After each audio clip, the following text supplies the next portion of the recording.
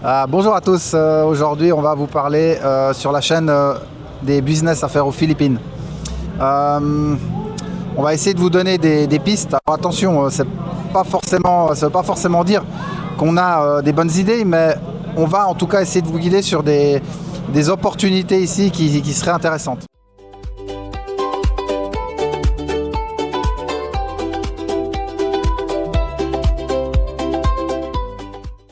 Bon alors, déjà pour ouvrir un business aux Philippines, ce qu'il faut savoir, c'est que vous ne serez jamais majoritaire dans une entreprise. Vous ne pouvez avoir que 40% des parts. Et les Philippins détiendront toujours les 60%. Alors on peut avoir ce qu'on appelle ici la plupart du temps, les étrangers ont des corporations. Même s'il y a plusieurs Philippins, ils se partageront les 60%. Et même si vous êtes plusieurs étrangers, de toute façon, vous partagerez les 40%. Alors si jamais les business vraiment à éviter ici, si vous ne voulez pas perdre votre temps, ce serait plutôt des business du style restaurant, resort, des choses comme ça. Déjà, un resort, ça coûte très cher. Et puis, il y en a à l'appel. Il y en a d'ailleurs plein qui sont à vendre. Et puis, c'est pas parce que vous êtes européen que vous aurez forcément une meilleure idée qu'eux. C'est tout simplement, vu le nombre qu'il y en a, vu le peu de tourisme par rapport à d'autres pays, à mon avis, c'est pas un bon business pour le moment. Après, au niveau des restaurants, Christophe, qu'est-ce que tu pourrais nous en dire ? Bon, il y a des étrangers qui ont des restaurants ici, qui s'en sortent, qui se débrouillent. Après, ça dépend bien sûr de quel type de restaurant vous allez avoir. Bon, c'est vrai qu'il y a quelques étrangers quand même qui cherchent des choses un petit peu différentes, donc qui vont plutôt dans les restaurants d'étrangers, quoi.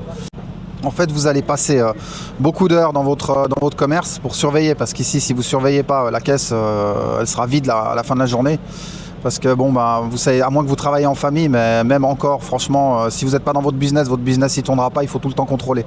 En plus de ça, les marges sont tellement faibles, ils n'ont pas d'argent. Il ne faut pas comparer à d'autres pays où le salaire est beaucoup plus élevé. Ici, le salaire est tellement bas que les gens, ils n'ont pas un pouvoir d'achat élevé. Donc si vous vous lancez dans des business comme ça, où il y en a 50 déjà qui le font, à côté de vous, vous allez être le 51e de plus. Et puis les marges sont tellement faibles que vous allez passer beaucoup d'heures. Et puis finalement, vous allez gratter 3 fois rien, quoi. Maintenant, on ne dit pas que ça ne peut pas marcher, mais c'est, à mon avis, c'est pas ce qui va être le plus intéressant.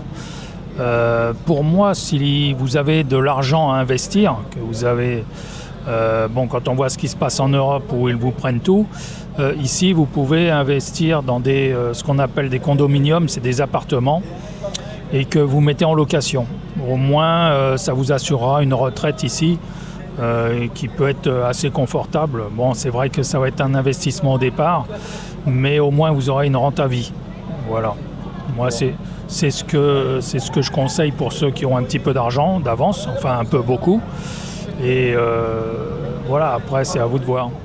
Ensuite, il y a des business. Faut pas oublier qu'ici, tout ce qu'ils peuvent faire eux-mêmes, vous allez être juste un concurrent. Ça veut dire qu'eux se connaissent très bien leur pays, connaissent très bien leur population. Donc vous n'allez pas être mieux que eux, à moins vraiment de proposer un produit complètement différent. Et encore, il faudra qu'il plaise ici. Donc là, ça demanderait une étude de marché, ça serait compliqué. Si vous avez un business qui marche, ils vont vous le copier tout de suite. Et ils ouvrent à côté de chez vous, ils s'en foutent. Là, ce qu'il faudrait plutôt partir, c'est sur, par exemple, on prendrait un mec qui fait des fromages en Europe. Il pourrait très bien développer une fromagerie ici, locale. Ça serait une valeur ajoutée. Tout le monde ne peut pas le faire parce que c'est quand même compliqué de faire des fromages. C'est pas quelque chose qu'on fait simplement. Il faut quand même de l'expérience.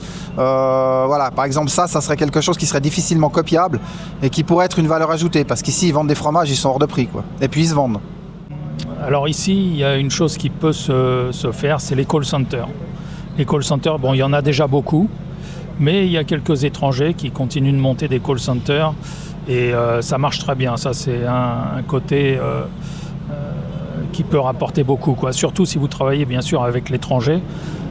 C'est le meilleur rapport qualité-prix que vous aurez parce que comme les salaires ne sont pas très élevés, ça peut rapporter assez gros, quoi. Si vous arrivez à faire des métiers à distance, par exemple freelance, dans, je sais pas, la création de sites internet, si vous avez la possibilité de travailler avec une entreprise à distance et qu'elle accepte que vous travaillez par exemple dans un pays étranger, ça peut très bien marcher aussi. Ça veut dire que vous êtes juste en travail à distance pour n'importe quel travail qui peut se faire à distance dans vos compétences. Vous pourriez très bien faire ça. Alors après, les idées, il y en a plein. À vous de voir ce que vous savez faire. On peut pas se mettre à votre place. Alors, si vous avez un travail, le mieux c'est d'avoir une société et de travailler avec l'étranger. Si vous travaillez avec l'étranger, comme les salaires ici sont assez bas, ça peut devenir très intéressant. Mais si vous cherchez à travailler en local, ça va être difficile de faire de l'argent. Maintenant, il faut savoir aussi que si vous embauchez des Philippins, il faut savoir que sur un salaire, l'État prend 30%, il y a 30% de charges. Donc c'est pas aussi élevé qu'en France, mais c'est quand même assez conséquent. Surtout qu'on se demande un petit peu où va cet argent. Si jamais vous voulez faire un business aussi ici qui pourrait être utile, alors bon après il faut les contacts, hein. On se lance pas comme ça sans avoir de contact, au moins déjà savoir ce qu'on veut faire. Mais l'import-export peut être quelque chose de très intéressant parce qu'ici quand vous allez dans les commerces, partout, ils ont tous les mêmes produits, quoi. Il n'y a pas de produit vraiment qualitatif. Vous pouvez aller, par exemple, sur Internet, autant dans un commerce ici, on va dire, ils vendent un peu tous la même chose, quoi. Si vous avez un produit, disons, qui pourrait potentiellement intéresser le marché, à faire une étude de marché, bon, bah ça, vous regardez de votre côté comment vous pouvez faire votre étude. Et puis si ça marche, pourquoi pas l'importer ici et puis la distribuer ici. Ça serait une possibilité. Après, bon, il y en a qui font du vin et tout, mais les vins, ils en vendent déjà pas mal ici, hein. J'en ai vu au SNR, tout ça. SNR, c'est les grands magasins type Allegro en Suisse. Après, en France, je sais pas. Alors, pour l'alimentaire, il y a déjà quelques étrangers qui font ça. Moi, je connais un Italien qui importait du gruyère, des vins, des trucs comme ça. Bon, il avait un petit magasin au début et là maintenant il a un entrepôt qui est gigantesque, quoi. Je crois qu'il a à peu près 2000 mètres carrés avec des containers frigorifiques. Et donc il a bien progressé en l'espace de 6 ans. Ouais. Donc il y a peut-être encore moyen de faire avec certains produits étrangers. Bon, pour l'export, Il n'y a pas grand-chose. Alors si, il y a possibilité, mais si vous avez un produit, alors je connais quelqu'un qui récupère en fait des sacs plastiques, des choses comme ça, et il fait travailler les Philippins pour faire des sacs tressés et qu'il exporte, et ça marche plutôt bien son business. Donc si vous avez une idée dans ce sens-là, ça peut être intéressant. Il faut savoir ici que pour exporter, les coûts de transport sont excessivement chers comparés à des pays comme la Chine qui envoient en Europe. Jamais les Philippines ne pourront s'aligner sur les tarifs d'export, même de la Thaïlande. Ils sont très chers ici, ils ne font rien pour développer le pays. Et puis, de toute façon, avant de faire quoi que ce soit ou de penser à quoi que ce soit, il faut venir sur place. Faites rien à distance. Parce que tout ce que vous allez faire à distance, c'est perdre votre temps. Il faut venir sur place, vous regardez le marché. Et puis, une fois que vous avez regardé le marché sur place, vous pouvez juger. Et puis, laissez-nous dans les commentaires peut-être des idées de business que vous voulez faire. Et puis, nous, on va vous dire si c'est peut-être quelque chose potentiellement qui peut fonctionner ou alors si c'est quelque chose qui est complètement claqué au sol et puis faut oublier, quoi. Alors, si vous avez des moyens en fait pour créer une société, bon, alors il faut savoir déjà qu'attention, la mentalité aux Philippines n'a rien, mais alors strictement rien à voir avec celle de l'Europe. Ici, ils sont fiers et ils n'acceptent pas de perdre la face. Donc, si vous avez le malheur de dire quoi que ce soit à un Philippin, généralement, il y a de fortes chances que vous ne le revoyez pas le lendemain. Dans le meilleur des cas. Voilà. Maintenant, je connais un Français, moi, qui habite ici sur Cebu. Bon, ça fait 35 ans, je crois, qu'il habite ici. Il a une usine d'électronique, il emploie plus de 500 personnes et ça marche très bien pour lui, quoi. Même si dernièrement, il a perdu un client. Mais il s'en sort très bien. Il y a aussi un autre Français que je connais qui faisait 20 conteneurs par mois de meubles qu'il envoyait en Europe, quoi. Donc il a bien gagné sa vie pendant des années. Bon, maintenant il a décidé d'arrêter parce que ça devient plus difficile. Alors si vous avez de l'argent, c'est toujours une question de pognon. Il y a aussi des choses qui marchent très très bien ici, c'est les franchises. Ça veut dire que si vous, par exemple, vous avez l'argent pour faire un McDonald's dans un coin où il n'y en a pas, ou un Jollibee dans un coin où il n'y en a pas, ou peu importe, Jollibee c'est comme un McDonald's, mais c'est le McDonald's on va dire local, ça peut marcher, parce que ça c'est vraiment, les Philippins s'identifient beaucoup aux marques. Donc si vous avez moyen de faire des franchises, bon alors les franchises McDo c'est pas donné, mais en fait il y a tout en franchise ici. Donc si vous avez des moyens de faire des franchises dans des coins où il n'y a pas encore, c'est pas encore implanté, là il y a moyen de sortir son épingle du jeu. Mais là il faut un bon billet, un bon budget. Hein. Bon, une petite parenthèse que je voulais faire. Je suis aussi sur Facebook, les expats français. Il y avait quelqu'un qui avait posté une demande de boutique pour savoir si la boutique existait vraiment. Et comme c'était à côté de chez moi, je suis allé, j'ai pris des photos et tout. Donc je lui ai dit que la société existait bien, je lui ai montré les photos, mais qu'il ne faisait pas d'export. Et je regrette des fois les aides qu'on peut apporter parce que même pas un merci ni rien, il n'y a plus de nouvelles. Voilà, c'est le blackout. C'est le problème aussi de la France. Il y a un gros souci de ce côté-là, c'est que tout est normal. Pour les Français, la moindre aide qu'on peut apporter, c'est normal. Il n'y a même pas de merci, même pas de... Je sais pas. Je comprends plus trop cette mentalité. Alors tout ce qu'on demande en fait, c'est... Nous, on ne demande pas grand-chose, on demande juste que vous puissiez booster notre vidéo. Donc si vous pouvez mettre un petit pouce, vous abonner, voilà. C'est déjà pas mal. Pour nous, c'est un merci, ça veut dire merci. Et puis, vous voyez, les chiens, ils s'éclatent. Ah non, ils s'éclatent plus. Ouais, bon. C'est bon. Alors, si vous pouvez nous aider dans ce sens-là, nous mettre un petit pouce, un petit like, et puis si vous voulez vous abonner, après c'est pas obligé, hein, je veux dire si vous nous suivez pas, c'est pas le but, mais nous on essaie de donner des bonnes informations, et puis vu que ça fait un moment qu'on est là, je pense qu'on est légitime pour dire qu'on connaît quand même pas mal le pays, quoi.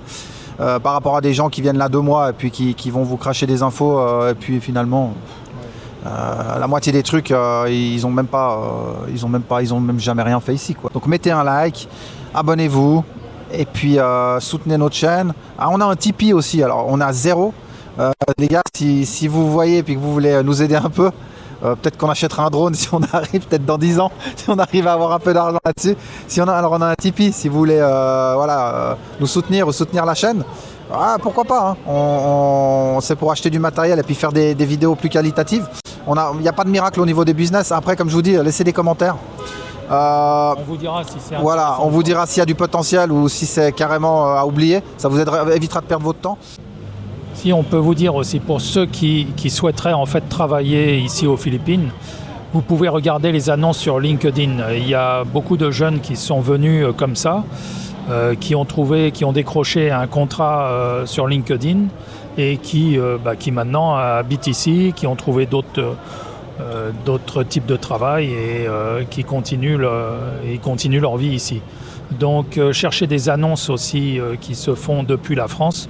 Si vous êtes envoyé en tant qu'expatrié, c'est vraiment la meilleure chose parce qu'au niveau des salaires, vous serez bien rémunéré. Que si vous êtes embauché en local, les salaires ne volent pas très haut, hein. Ici, vous allez gagner, comme vous êtes étranger, vous pouvez atteindre 1200 euros. Ce qui est 1500, ici, ce qui est déjà beaucoup, hein, par rapport à un Philippin. Salaire, hein. Voilà. Mais n'espérez pas aller beaucoup plus. Alors les call centers recrutent des étrangers, beaucoup d'Italiens, de Français, voilà, avec des salaires qui sont de 70 000, 90 000 pesos, ce qui fait ce que je disais, 1200, 1300 euros. Maintenant, il faut savoir que vous aurez 30% de taxes sur ces salaires, donc à prendre en compte, quoi. Pour les expatriés qui souhaiteraient investir ici, c'est en fait d'investir dans l'immobilier, et nous on peut gérer l'immobilier pour eux et donc avoir une rentabilité bien sûr sur l'investissement, un retour sur l'investissement bien sûr qui sera fait sur ce que vous souhaitez acquérir comme condo ou maison, autre.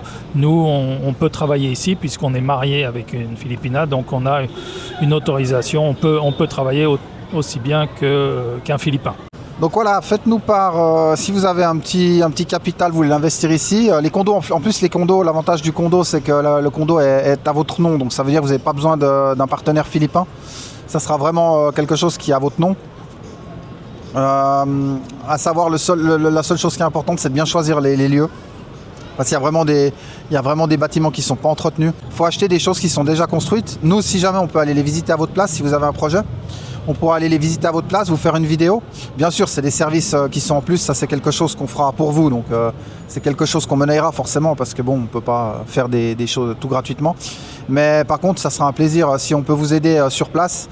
Contactez-nous à ce moment-là en privé, avec le mail sur le site en privé, et puis on vous donnera les informations qu'il faut pour pouvoir vous aider au mieux dans vos démarches ici, quitte à investir dans un condo. Et quand vous venez en vacances, vous avez quelque chose sur place, vous n'avez pas besoin de louer. Ça, c'est aussi quelque chose de génial, quoi. Parce que même s'il n'est pas utilisé, si vous comptez pas là-dessus pour vivre, ça va très bien, vous le rentabilisez quand même. Et puis ça prend de la valeur ici. Ça prend combien de valeur à peu près par année? Ouais, c'est difficile à dire, mais moi je sais que j'avais voulu acheter un petit appartement, un studio, très bien placé en centre-ville. À l'époque, ça se vendait entre 5 et 6 millions suivant la surface.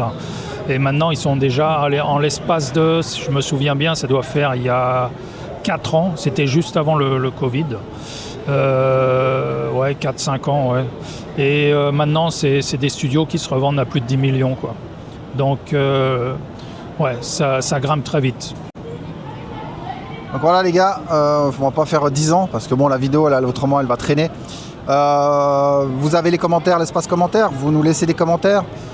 Toujours la même chose, abonnez-vous, mettez un pouce, ça nous booste. Et puis vous avez notre mail si vous avez des projets et puis que vous voulez faire quelque chose, on est sur place. On vous aidera comme on peut. Voilà. Bon jusqu'à la prochaine vidéo. Pour l'instant on vous dit bye bye, puis nous on va aller boire un jus parce que On a soif. Ouais, on a soif quoi. Alors bye bye, à plus.